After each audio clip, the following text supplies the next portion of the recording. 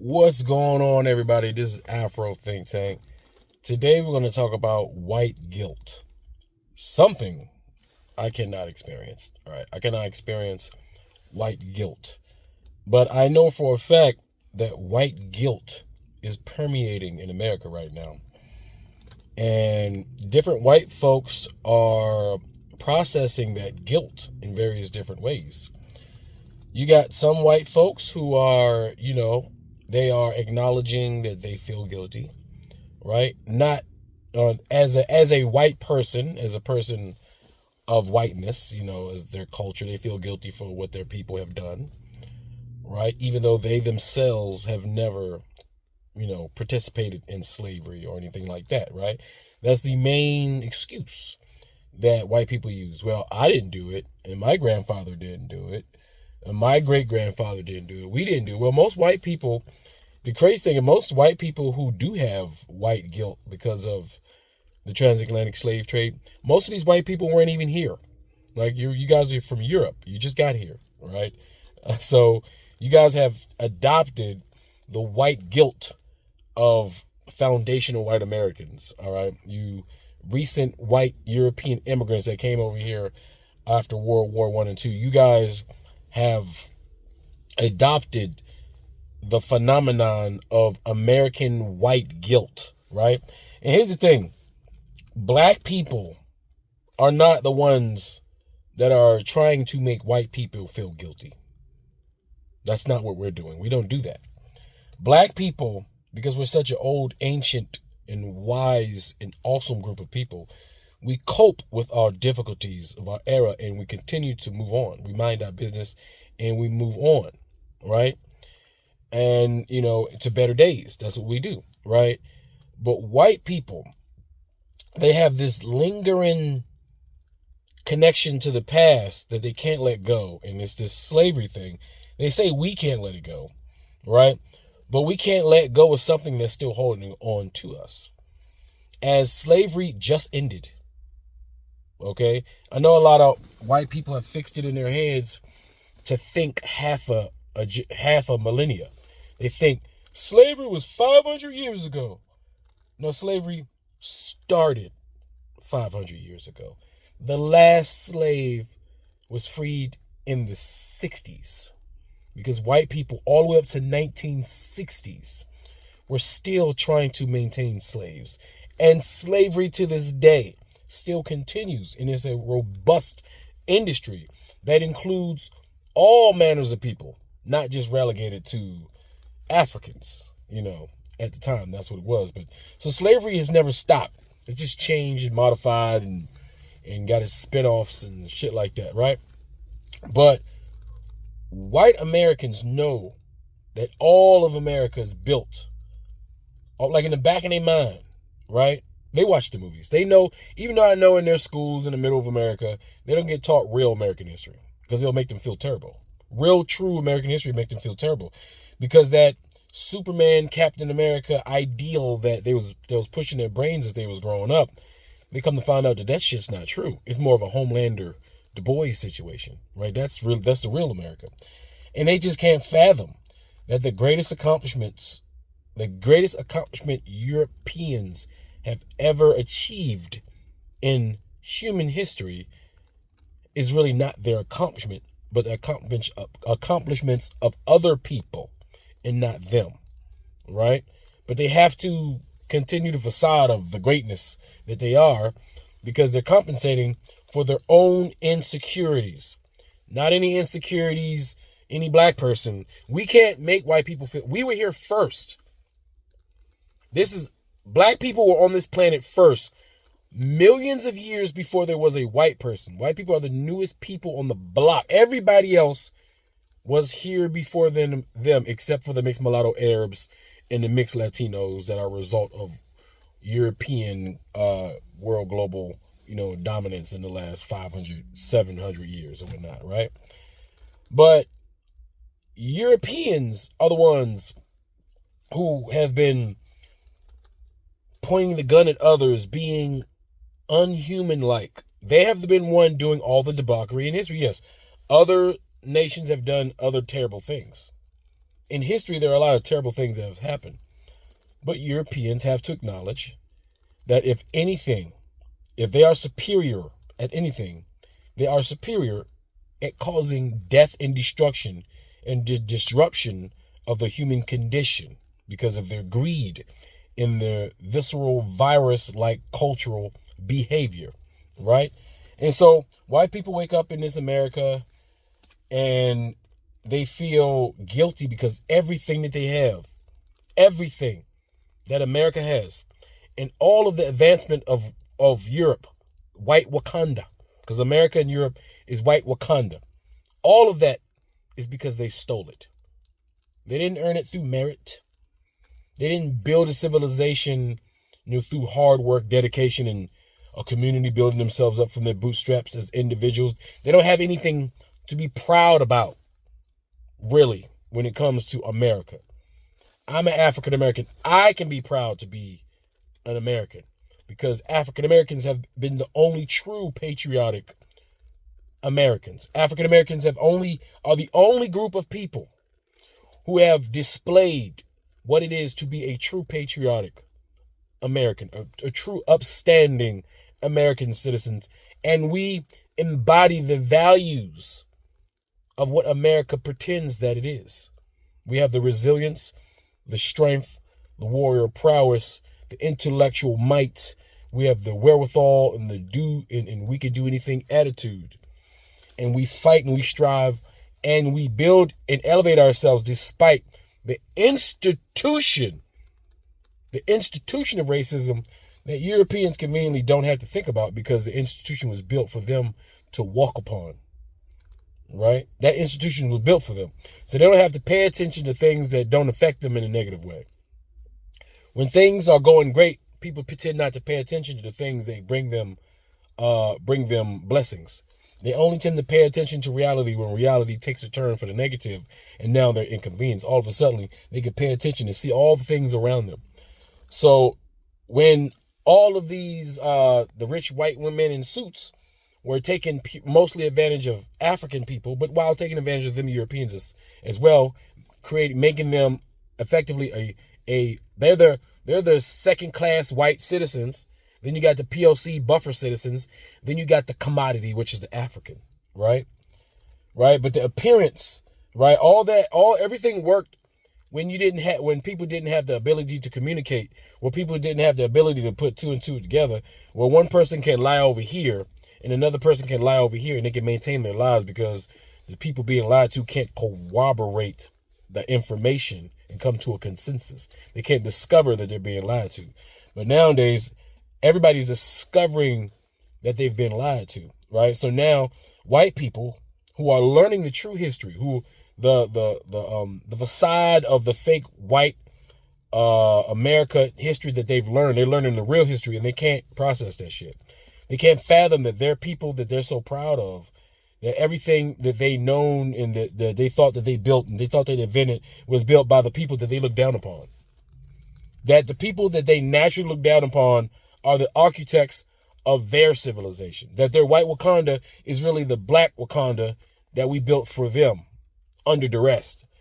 That if you pull us out of the equation, what will they have? If you take all of African American accomplishments, contributions out of America, what would you have? You wouldn't have anything. You wouldn't have an America. You wouldn't have an economy. You wouldn't have a powerful military. You wouldn't have anything, to be honest. You wouldn't have had money to steal from other groups of people if you didn't steal from Africans first. Stealing from Africa and the riches stolen from Africa by Europe is what financed all of the wars that happened afterwards, all of the global strife that happened afterwards, all of the European-sponsored genocides that happened afterwards. All of that is still being paid and financed by old slave money to this day. The media, the banking system, the insurance companies, the military-industrial complex, agricultural, big agro, the medical industry, all of it built, financed, and operate off that old slave money, off the old commodity, right? All that's true. And if you're a white person, right, and you learn that all this stuff was built and designed so that white people can have an advantage over everybody else, so they can have a leg up, so they can have a head start. All of that, and still, within that system built for them, they are still failing in society. They're still on welfare. They're still uneducated. They're still struggling like that black person that's supposed to be the only one struggling. They're still struggling like that Latino and that Asian that's supposed to be the only one struggling. They still find themselves in the same grocery stores, in the same food pantries, in the same soup lines, in the same goddamn church food drive. They find themselves in the same places as all the people they look down upon, and that they grew up being told that those people are on this planet to work and live for you, to operate for you. White people are supposed to be the main character. Everybody else are supposed to be the side characters, right? That's how it's supposed to go. That's how they were trained. It ain't their fault. It's the rich white men in suit who manipulated them this way.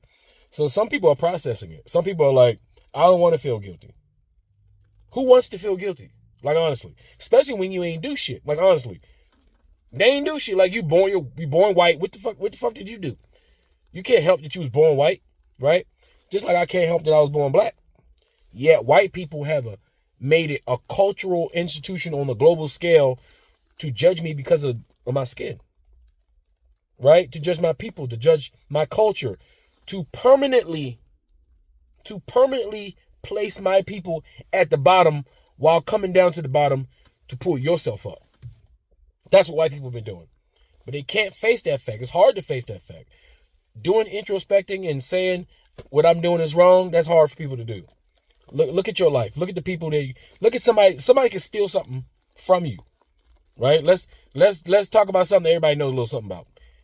At work. How many times have you brought lunch to work? Somebody done stole that shit. Huh? The person that's stealing your lunch, or everybody know at work, is always that one lunch thief, right? The person knows what they're doing is wrong. The person knows that if they get caught, that there will be consequences. The person knows that their activities are shameful, unbecoming, unprofessional, right? To steal sustenance from another person. You know, that thing, but they benefit from it when they're eating it.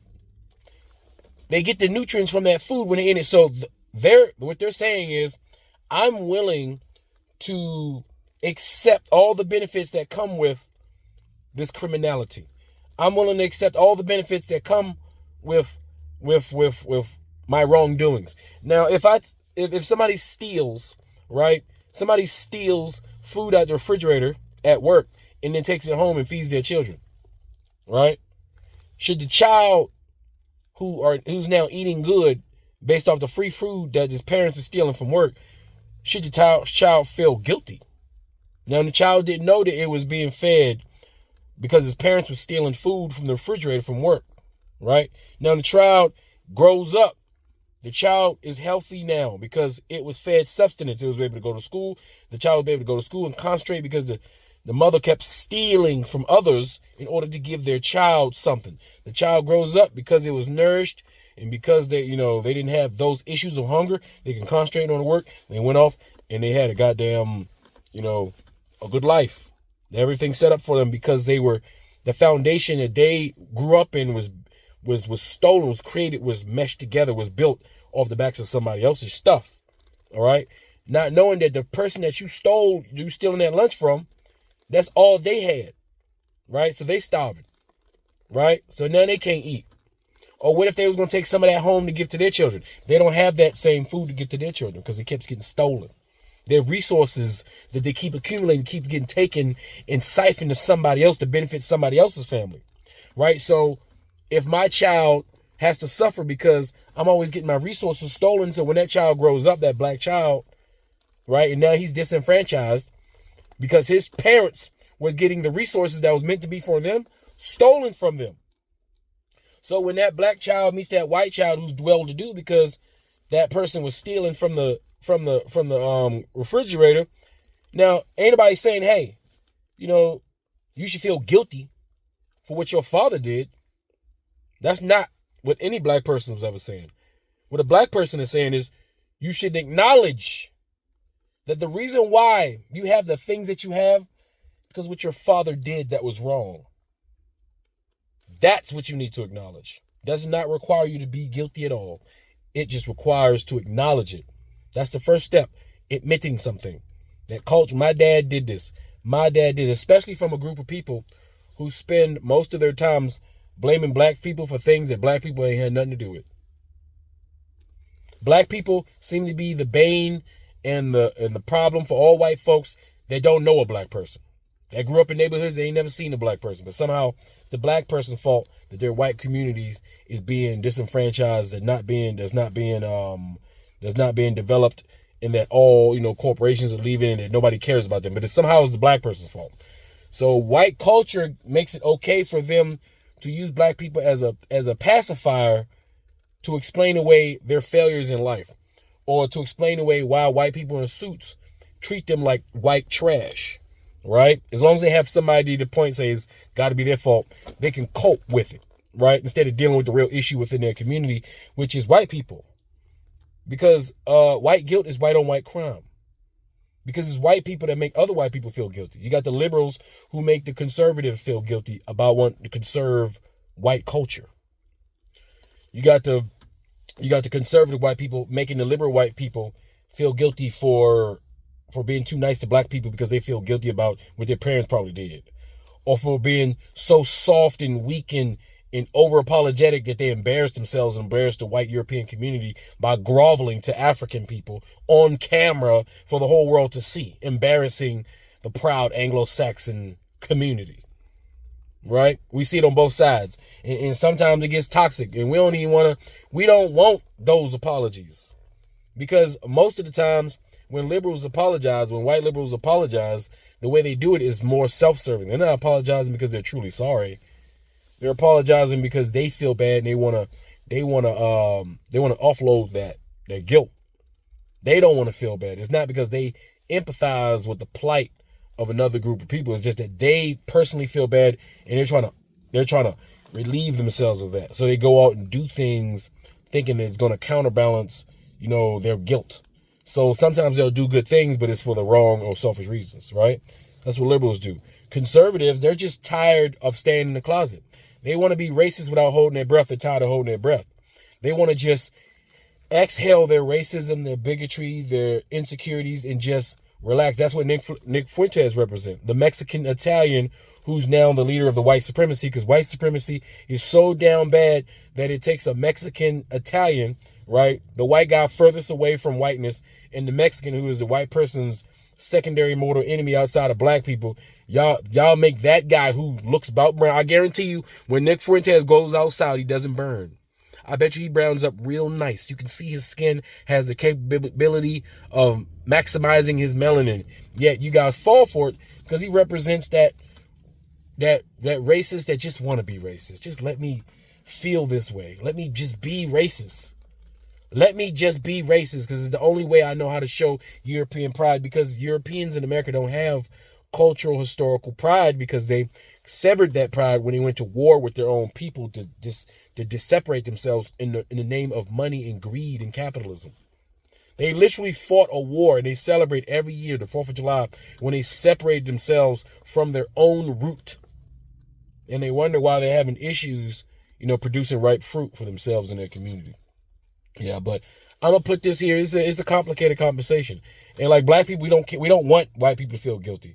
White people want other white people to feel guilty because they know what it does to themselves. They know psychologically how to fuck with each other, and they do that. They know how to stain people permanently for life by slapping the racist term on them or slapping the uppity or elitist term. They slap terms and they fight each other with these words. It's very violent. It's very vocally violent. And they do this and they act, and we sit back and we're like, we just mind our own business. We don't got shit to do with none of that. We just want y'all to do better. Y'all supposed to know better, and y'all should do better. And if you don't want to do better, stay way the fuck over there. And don't come over here minding our own business, because if you do, you already know what's going to happen because it's a new day, right? So we don't want guilt. White folks need to learn how to process their cultural guilt. They need to learn how to Black people, we got to process the fact that as African people, as the greatest, most prideful warriors, is the greatest builders in humankind. As the architects of humanity, we got to cope with the fact that we let a bunch of pale white people who can't fight enslave us for 500 years. What kind of complex you think we got? Knowing that y'all can't beat us unless y'all doing steroids or training or using guns. We know who we are. You know who we are. I know sometimes y'all sit back and wonder, how the fuck did we manage to pull that off? And we sit back and wonder, how the fuck did they manage to pull that shit off? Right? Like, this shit's crazy. If anything, be proud about that shit. How y'all was able to accomplish that shit, as terrible as it is. Because it still baffles my goddamn mind. You know what I'm saying? So, all I'm saying is we don't care about your guilt. We just want you to advance and move on and be humans. That's it. But y'all going to have that conversation, because ain't nothing a black person can do to help you guys deal with the traumas in your communities. Y'all got a lot of shit y'all got to work on as white folks if y'all want to be a part of this human family. Because if y'all don't, here's the honest truth is, listen, nature doesn't care about what you feel, right? Nature doesn't care about your morality, your politics. If you don't make the right decisions in nature will deal with you. And right now, nature is dealing with you guys because you continuously decide that you know better than nature. So either you get with the program with nature, right? Become human, right? Learn how to live with others, right? Learn how to process your guilt, your cultural guilt, your racial guilt, right? Move forward, because nobody's asking you to feel guilty. Nobody's pressuring you to feel guilty. Nobody cares whether you feel guilty or not. We just don't want you to project your guilt onto us when we're minding our own business. If you don't want to be around black people, fine. Don't be around black people. If you feel like America is becoming too brown, well, take your ass back to Europe where you come from. There's a solution. If you don't like it here, you can always go back to where you come from, which is Europe. The same thing a lot of Africans are doing. They don't like it here, they're going back to where they come from. Africa. Hell, there's a lot of people going back to where they don't come from, as long as it ain't here in America. And that's how bad it is, because some people just can't take it. All right? Nobody wants to be around you people when y'all act like this. You guys can be cool, but then y'all do that weird thing and y'all fuck up the party, you know?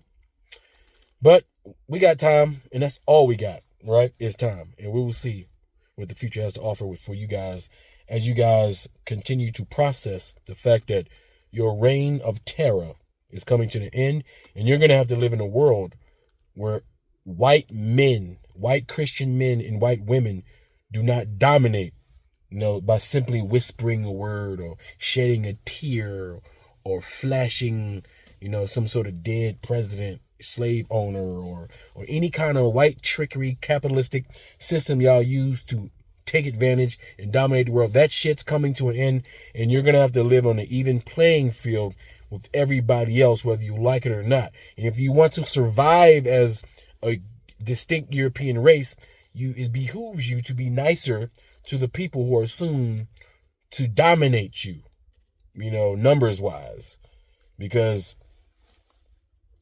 it's a numbers game at the end of the day. Okay, so anyway, tell me what you guys think in the comment section. This is Afro Think Tank. Learn something, teach something. I'm out.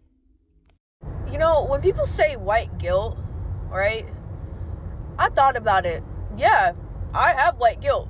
I think it's like when people use it as an insult. It's like, you should have white guilt. You should feel guilty. Even if you've done everything you can not to be racist or something else, you have privilege as a white person that people that are not white don't have. You should feel guilty just for that. Like, I really believe that. And I have plenty of white guilt. My parents, I'm not even American. I'm not even from here. I'm Ukrainian, okay? And I feel the guilt, I have learned so much about systemic racism and about ingrained racism to ensure that I don't contribute to it in any way. And I still feel guilty. And I should feel guilty. And you should feel guilty. And everybody should feel guilty, because if people felt more guilty, then more people would do everything that they can to not contribute to the system, Like, there's a lot of work to be done, and nobody's going to do anything when they sit around and think that everything is okay because they feel good about things, Nobody gets work done because they feel good about how things are going, you know? Things are not going well, so. If you do nothing else today, I urge you to watch the following all the way through. It is one of the best explanations of white privilege I have ever heard. I am white, and on both sides of my family, we do not have any massive generational wealth. My mom's father is the only one of my 4 grandparents who we got any sort of generational wealth inherited from. And 99% of the wealth that we inherited from my grandfather was from selling his house. My grandfather was born in 1926 in rural North Carolina, and he was a 6'3" white man with blue eyes. Other than being white, my grandfather didn't have that many privileges. He was one of like 7 children. His mom didn't even get to high school level education, and his dad never went to college. They were not privileged in most other ways that we define privilege, but he was a white male in a very, very racist country. What his whiteness allowed him to do was work his way through college. At the time, there were colleges that weren't accepting black people, and he was accepted to college as long as he could pay for it. And he ended up getting a law degree and becoming very successful, and again, never hoarded any significant wealth, but bought a house outside of Washington, D.C. in the 50s. In a neighborhood that was redlined. And actually my mom, who was born in the 60s, remembers in the 70s when the first black family moved into their neighborhood, because it had literally been sectioned off and realtors would not sell to black families. And my mom, who is 58 years old, went to a year of segregated school. So for all of you saying it was so long ago, everyone has equal rights now, get over it. My mom remembers when the first black student joined her class in the 70s in Alexandria, Virginia. In 2015, my grandfather died, and we sold his house that he bought for around $100,000 in the 50s, and we sold it for $1 million. That money was divided among his children, and my family was able to get out of a lot of debt, and it completely reset my ability to go to private versus public school, my ability to afford tutors, my ability to become the educated person that I am. And it was all really because I have a white grandfather. Let me finish. Had my grandfather been black and had all of the other skills and background that he had, he couldn't have gone to the schools that he went to, he wouldn't have been hired in the jobs that he was, and he couldn't have bought the house that he did, that, 65 years later, put his family out of debt.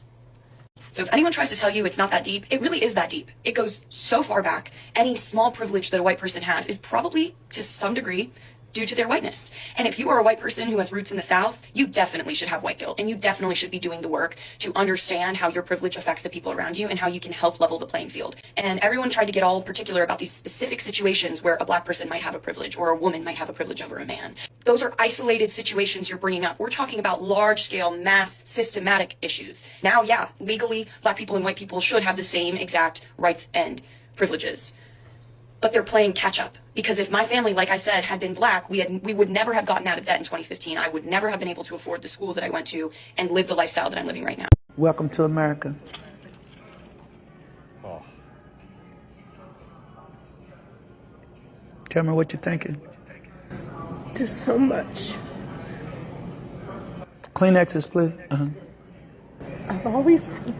I've always been interested in history and the history of black people. I took Afrocentric classes at U of L. My grandma lived at 2821 West Kentucky Street. I've read so many books, and now I belong to a church that's primarily African American, and I wouldn't be anywhere else. Beautiful. Someone come collect their grandma. No grandma should be go off doing this. This is embarrassing. What happened to white people? Have you ever wondered if the well-intentioned feeling of white guilt might actually be doing more harm than good? White guilt refers to the feeling of shame or responsibility that some white individuals experience as a result of their perceived role in historical and ongoing racial injustices. This guilt can manifest in a variety of ways, including apologizing for one's whiteness, engaging in performative allyship, or avoiding conversations about race altogether. While the intentions behind white guilt may be well-meaning, it can actually be harmful. First and foremost, it can be patronizing and disempowering to Black people. It reinforces the idea that people of color are victims who need saving rather than agents of their own liberation. It also focuses on the idea that white people commit individual acts of racism rather than acknowledging that racism is a systemic issue that all of us need to work to dismantle. White guilt can be paralyzing. Rather than taking concrete actions to address racial inequality, individuals who feel guilt may become overwhelmed and feel as though there is nothing that they can do to make a difference. This can result in a sense of hopelessness and lack of meaningful progress. So, what can we do instead? First and foremost, we need to recognize that feeling guilty about whiteness does not actually solve any problems. Instead, we need to take concrete actions to address systemic racism. This might involve educating ourselves about the history of racism and its ongoing implications, supporting organizations that work to promote racial equity, or having difficult conversations with our friends and family members about race. We also need to be mindful that the ways in which our guilt may inadvertently perpetuate racism.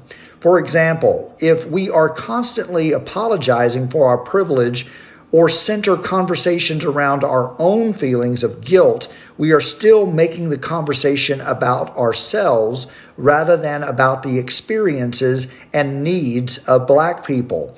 We need to shut up, listen, and learn to the experiences of people of color without dismissing their experiences. While it's important to acknowledge the ways in which our privilege has contributed to systemic racism, we need to be careful not to let that guilt consume us. Instead, we should channel our energy into meaningful conversations and actions that will contribute to a more equitable society for everyone. How have you consumed so much Buddhism and not learned that this has nothing to do with white centering, guilt, redemption, or support of the truth? If a person burns my house down, I don't care how often, openly, or loudly they proclaim their guilt, shame, and culpability, if none of that results in work to get a roof over my head. Anti-racist work in dismantling white supremacy is not about white guilt, shame, redemption, or salvation. It is about making marginalized people whole. It is about recognizing and respecting the humanity and the autonomy of marginalized people. And I think that's why so many white people don't want to engage in this work, because they don't want to lose the opportunity to continue centering themselves. You can't repent for a harm that you willfully and continuously cause, and that's the truth. I don't want to be lectured anymore by people who move to my country, take every advantage that we offer them. They live off our largesse, and then they make a living lecturing us, telling us that we are evil and privileged and racist people without doing any work to work on their own cultures and own societies, who have 10 times the level of racism and privilege than mine ever has. Nuzhat Uthmani, an apparently Muslim Indian woman, moved to Scotland several decades ago. She had a business. She's had multiple businesses. She has lived out the largesse of our communities in Western countries. She was given taxpayer-funded retraining. That way she can go back to university. And now she has a cushy job at a university where she lectures white people about how evil we are for being white. But don't worry, your white privilege is an opportunity for you to use it to combat racism. I get it. Racism is very real. Privilege absolutely exists. You have tons of it, Nuzhat. But here's the thing. I'm really sick of this lecturing that's going on. People who come from cultures where privilege isn't like an abstract idea, but it's written into the social system itself. India still uses the caste system, allegedly removed officially back in 1950 according to the Constitution, but everyone knows it's still very real. Tens of thousands of Dalits and people on the lower ends of the caste system are sexually humiliated and abused, beaten, killed, assaulted all the time by the higher classes in India. The Brahmin get lifelong advantages just for being born in the right social class. People are discriminated against like it's an ant colony. They are excluded. They are killed. It's horrific. And that's the Hindus. Don't worry. In India, they have something called the Bharati system for Muslims too. And I guarantee you, no Ashraf is hanging out with no Arzul in that system either. So despite the religious differences, somehow the Hindus and Muslims in India still found a way to stratify people into different caste systems. Congratulations. That's really thinking ahead, folks. I've never seen any of them apologize for it. Ever. I've never seen anyone campaign to dismantle that hierarchy in any serious way. So forgive me if I'm a little skeptical when someone tells me I need to feel guilty about my skin color and who my people are. Fine. White privilege, you want to talk about that? Okay, sure. Great, fine. Brahmin privilege, that's a real thing too. That's absolutely real. Maybe fix your own culture and your own society and your own country before you move to mine and tell me what to fix about it. Just saying. How many more times is it my fault? Is it my grandkids' fault too? Is it my grandkids' fault too? Your fault. Yeah. It is. I mean, I'm saying I'm just saying generationally. I understand it's about equality and like, hey, these certain people were oppressed. You could fucking look it up in anywhere, and it's not. No one's denying it. I'm just saying like, it's not my fault, but it was my fault. It wasn't your fault. Hey, I could be Irish. I might be clear, but it had nothing to do with me or my grandpa. I know my grandpa. He wasn't on that shit. So it's like, is it my grandkids' fault too? And I'm already here doing this, just chilling. I think you're missing the point. I'm not missing the point. I'm just going another route. I'm just asking, like when oh, you're asking the question. The question is when does that end? When is it not my fault? Yeah. Like when do you guys say it's not my fault? Like it's not the white people's fault that we're. Well, no, it's not the fact that it's not white people's fault. It's the current white people. The current white people. Because they've done a fucking thing. My grandpa was 80, 90 years old, and he didn't do a fucking thing. My dad didn't do a thing. My son, I don't see him owning any. What about my grandson? You know what I'm saying? When is it? Hey, Bastion the Third, it's not your fault. I mean, like when does that happen? I'm just a pale-skinned guy, but I'm gonna talk about white guilt today. Because I think there's a lot of white people in this country who get really pissed off about the term, but I don't think y'all are understanding what is meant by white guilt, at least in my opinion. Again, I'm a pale-skinned guy, so take that for what it is. But I don't think white guilt is about feeling fucking bad or feeling guilt for like a historical act that we weren't a part of. I think white guilt is about ignoring how that historical act still impacts us today, ignoring when your friend drops the N-bomb, ignoring when your family or friends or the people you work with say really overtly racist shit, right? You just don't say anything about it. That feeling you get inside, that's white guilt, bro.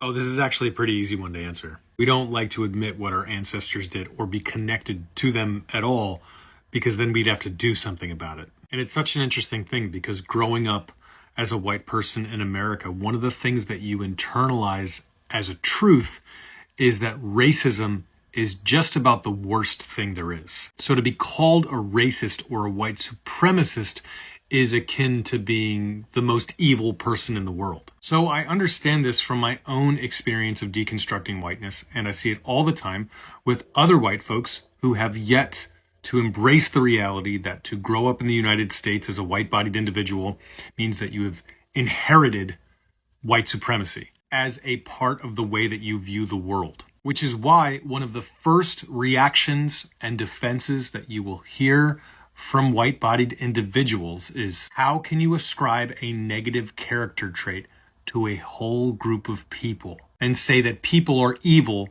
just because of the color of their skin? So instead of seeing white supremacist ideology as an inherited worldview, it is viewed as a negative moral characteristic that all white people have. Apart from the irony that this is exactly what our European ancestors did to black and brown indigenous people of color, that is not at all what's being conveyed when we talk about deconstructing whiteness or healing from racism. Is it a disease? Yes. Does it perpetuate harm? Absolutely. But does it mean that you are more evil or bad than any other person of any other race in the world?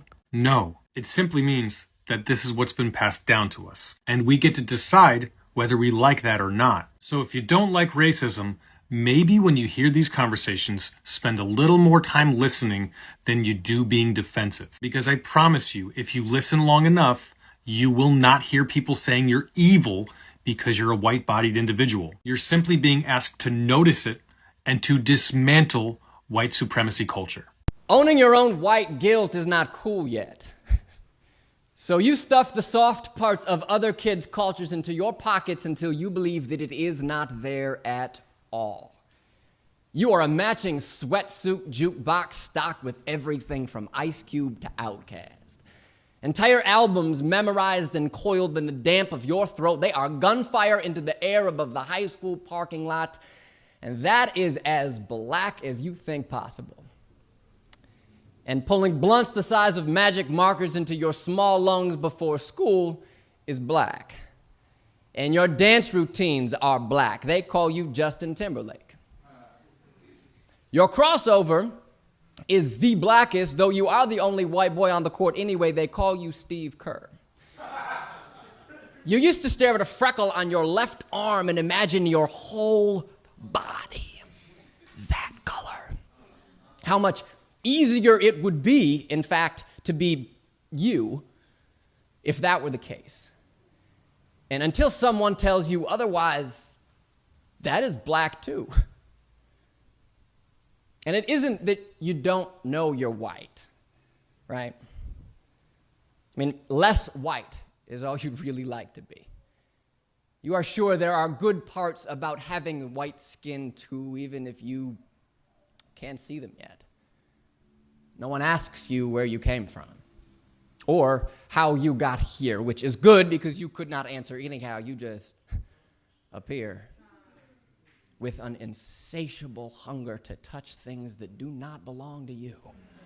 And a culture that fits like a bedsheet. No one calls you carpetbagger. Tells you that you cannot place your favorite things about black people into a single bucket and just try them on. And parade around for years on the front lawn to feel better about what you cannot say until it is time to come inside for dinner. And so you do exactly that.